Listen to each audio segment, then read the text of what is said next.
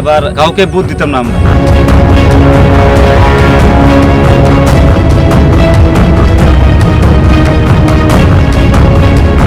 আমরা এদিকে তো জল নাই, জলের সমস্যা, বৃষ্টি আইলেও তো জল খাওয়ানোর জায়গা নাই, কিচ্ছু নাই এদিকে দিকে, কোনো কল নাই, কিছু নাই। আমরা একদিকে এখন তো 10-15 বছর বেশি হয়ে গেছে জল নাই এদিকে।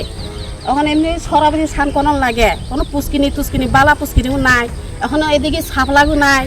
আর কোন সময় আবার সাপ্লাই যদি নাই, এদিকে কল যদি নাই, আর এই বছরে বুথ দিত না, বিজেপির বুথ দিত না, মথারে বুথ দিব এই বছর। আমরা এদিকে একটু জল নাই, একদম জল নাই।